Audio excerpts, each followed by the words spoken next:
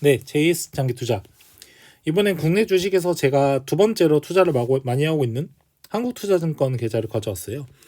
그래서 마찬가지로 2020년 1월 1일부터 2020년 12월 31일까지 수익률이고요. 한투가 굉장히 어플이 좀 괜찮은 게 이런 게 다 나오더라고요. 코스피 수익률. 이 기간 동안 1년간 코스피 수익률이 시장 수익률이죠. 30.76%, 코스닥이 44.63%. 와, 코스닥 시장이 정말 많이 성장한 걸 볼 수 있네요. 그래서 제가 투자한 수익률이 34%라고 보는 거니까 코스피보다는 초과 수익률 3.4% 달성했는데 코스닥보다는 마이너스 10%다 라는 걸 보여주고 있어요. 그래서 굉장히 올해 정말 코스닥이 많이 올랐다는 걸 알 수 있고, 저도 어쨌든 그래도 코스피 시장 수익률보단 3% 초과된 수익률을 얻었다, 이렇게 결과를 말씀드릴 수 있을 것 같아요. 그리고 기간 이제 실현 손익이에요. 제가 키움에서 말씀드린 것처럼 실제로 그래도 이 실현 손익을 내야지 또 장기 투자를 할 수 있는 종목을 구매할 수 있다고 생각을 해서 한국투자증권은 좀 많이 이제 실현 손익을 냈었고요. 그래서 금액으로 보시면 395만 원.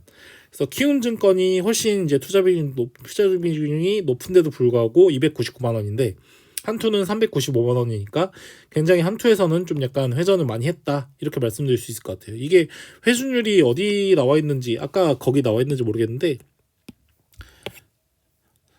여기도 없고 여기도 없고 어쨌든 조금 아마 한 키움보다는 조금 높은 정도? 그 정도 했을 거예요. 그래서 395만 원 정도의 실현 손익을 냈다. 그리고 수익률은 34%였다. 이렇게 말씀드릴 수 있을 것 같아요. 그래서 한국투자증권 보유 종목은 정말 많이 이제 다이어트를 했어요. 많이 줄이면서 비중을 늘렸다라고 할 수 있을 것 같아요. 그래서 보시면은 종목이 몇 개 안 돼요. 한투는 하나, 둘, 셋, 넷, 5개예요. 이건 같은 회사니까요.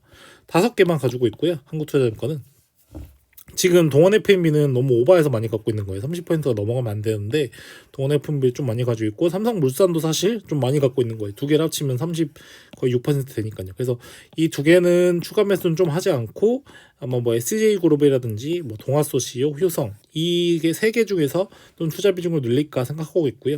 지금 개인적으로 제가 투자하고 싶은 거는 이쪽 동아소시오에 좀 더 투자를 하고 싶어요. 효성은 좀 최근에 사건이 하나 있어가지고 투자하기 좀 꺼려지긴 하고, 그래서 동아소시오가 괜찮지 않을까 생각하면서 제가 가지고 있는 어쨌든 종목의 비중은 제가 이렇게 공개 드릴 수 있을 것 같아요. 이렇게 보여드리면 비중은 이렇게 이 정도 나오고요.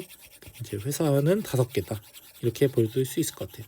그래서 키움과 마찬가지로 왜 구매했는지 한번 간단하게 말씀드려보도록 하겠습니다. 우선 투자 비중이 가장 높은 동원 F&B부터 말씀드려볼게요. 동원 F&B는 우선 저희 집에서 많이 사 먹어요. 가장 큰 이유가 그거고요. 많이 사 먹고 유튜브에서 보시면 아시겠지만 그 독거나 총각님 유튜브 아시는지 모르겠는데 비피더스 굉장히 좋아하시거든요. 근데 그 비피더스 가장 잘 팔리는 비피더스가 이 소아나무라는 비피더스거든요. 할인에서도 굉장히 많이 해요. 뭐 몇 개였지? 20개 들은 게 4,000원인가? 그래서 거의 뭐 개당으로 치면은 뭐 200원 정도에 팔고 있어서 가격도 그렇게 부담이 없고 사람들이 잘 사 먹고 효과도 굉장히 좋은 것 같아요. 개인적으로 봤을 때. 그리고 이제 집밥 쪽 뭐 이렇게 늘어나고 참치 캔도 수요가 계속 늘어나기 때문에 동원 F&B 꾸준히 잘하고 있다 생각하고요. 매출액 같은 경우도 이렇게 정말 꾸준히 이렇게 들어가는 모습 볼 수 있죠. 25, 28, 30, 32 정말 꾸준히 늘어나고 있고, 영업이익도 그래요. 정말 예쁘게 늘어나고 있어요. 724, 872, 1014, 101123 계속 늘어나고 ROE도 높아지는 걸 볼 수 있어요. 특히 올해는 판촉 행사가 많이 줄어가지고 ROE가 굉장히 높아진 걸 볼 수 있죠. 2자릿수로 바뀌었어요. 그리고 가격은 어떠냐? 가격도 저렴한 편이에요. 저평가예요. PBR도 1도 안 되는 상태이고 PER도 식품회사인데 9 정도 나오고 있고, 동원 F&B의 저는 개인적으로 최고의 좀 단점은 배당인 것 같아요. 배당률이 너무 낮아요. 주가가 이렇게 많이 싸졌음에도 불구하고 계속 배당률은 1%대. 지금은 얼마인지 모르겠는데 아마 비슷하겠죠? 배당을 많이 늘리지 않는 이상은. 그래서 좀 배당을 많이 늘렸으면 좋겠다는 생각이 들고, 앞으로 좀 비중이 너무 높아서 투자는 더 이상 하진 않겠지만 다른 회사들 이제 투자 비중을 높이면은 동원이 떨어지게 될 거니까 그러면 또 추가로 투자해도 나쁘지 않지 않나 생각해요. 꾸준히 매출액 늘어나고 영업이익이 늘어나는 회사는 결국은 나중에 반영이 된다 생각을 하니까요. 저는. 그다음 이거는 왜 이렇게 깨졌는지 모르겠는데 어쨌든 삼성물산은 뭐 여러 가지 있어요. 건설도 있고요. 삼성물산은. 그리고 에버랜드 같은 것도 있고 뭐 옷, 뭐 에이세컨즈 같은 옷 같은 것도 파는데 그런 거는 사람들이 관심이 없어요. 노관심이고 사실 관심이 가장 많은 건 요거에 지배 구조에 관심이 가장 많아요.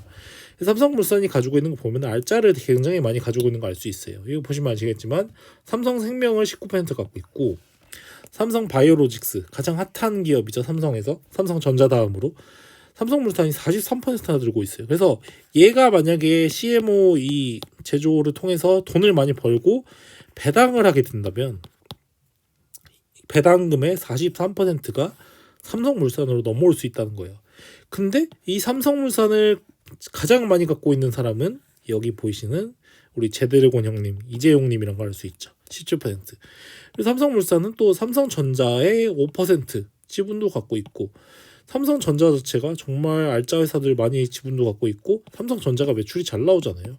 그러니까 삼성물산은 건설도 있고 패션도 있고 에버랜드도 있고 여러 가지가 있는데 거기다 더불어서 삼성바이오로직스라는 엄청난 회사의 지분도 이렇게 많이 가지고 있고 삼성전자도 5%. 그런데 최대 지주는 이재용 부회장님이네. 요거를 생각해서 제가 투자를 하게 됐고요. 올해 배당을 얼마나 줄지 모르겠지만 굉장히 개인적으로 배당금이 기대가 되는 그런 종목이에요. SJ그룹은 외구매했는가도 찍었기 때문에 뭐 간단하게만 보고 넘어가자면 매출액 꾸준히 늘고 있고 영업이익 꾸준히 늘고 있고 그리고 지금 상장한 지 얼마 안 된 회사임에도 불구하고 배당도 뭐 이렇게 1%대 배당을 해주고 있어요. 그래서 나쁘지 않다 생각하고요. 동아소시홀딩스는 사고 싶었던 이유가 두 가지 자회사 때문인 것 같아요. 동아소시홀딩스라는 회사는 이제 그 지주회사라고 보시면 될 것 같고요. 지주회사 이제 계열사를 보시면은 제가 투자한 것 중에서 이제 동아제약 그리고 ST팜, 동아ST 이렇게 있어요. 사실 제가 바이오는 잘 몰라서 이 두 회사에 대해서는 정확히 모르지만 이 두 회사에 대한 그런 뭔가 이슈들 그리고 언급이 자주 나오고 있어요. 특히 뭐 ST팜 같은 경우는 굉장히 잘하고 있다 이런 얘기가 들리는데 저는 잘 모르니까 넘어간다 쳐도 동아제약은 누구나 아시잖아요. 바카스, 가그린 요 두 개만 해도 알 수 있잖아요. 뭐 서큐란도 있고요.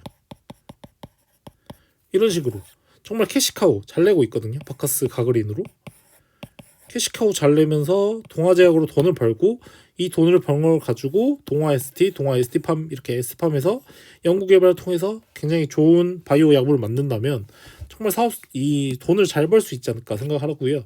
더불어서 제가 또 좋아하는 식품회사 식음료에도 동아소시홀딩스가 들어있는 걸 알 수 있어요. 요거 재작년 같은 경우 이제 노노재팬 사건 때문에 좀 동아오스카에 대해서 많이 좀 약간 욕을 먹는 그런 게 있었는데 어쨌든 동아오스카 잘 모르시는 분들도 있을 수 있으니까 포카리 스웨트 뭐 대자와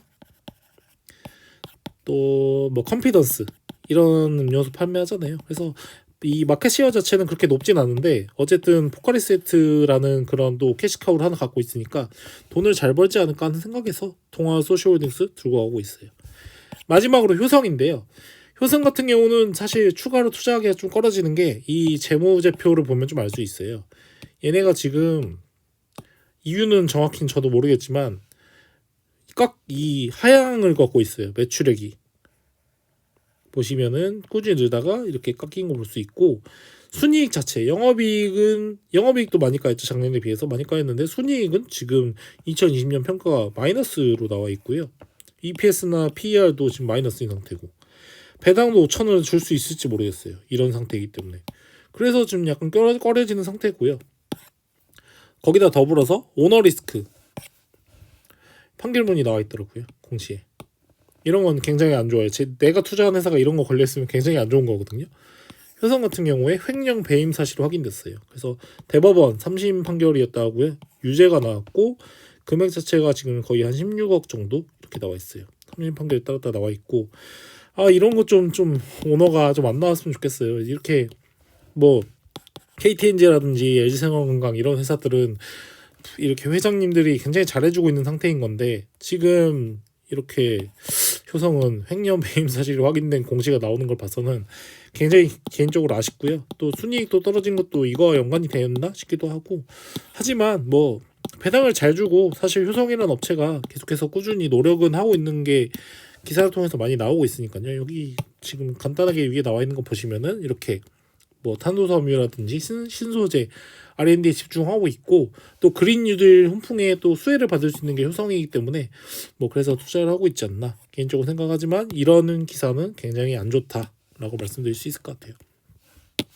그래서 한국투자증권은 수익률이 34% 정도 나왔고 앞으로도 계속해서 꾸준히 가져갈 회사들 요 회사들을 정해놓고 아마 계속 가져가지 않을까. 뭐 이 중에서 바뀔 만한 종목은 효성이 좀 더 리스크가 커진다면 효성 같은 경우는 좀 약간 판매할 수도 있을 것 같고요. SJ그룹 같은 경우는 칸골 인기가 빠지고 그걸 대체할 만한 브랜드가 나오지 않는다면 좀 이제 팔아야 되지 않을까 하는 생각도 좀 드는 생각입니다. 네, 긴 시간 동안 영상 시청해주셔서 정말 감사합니다.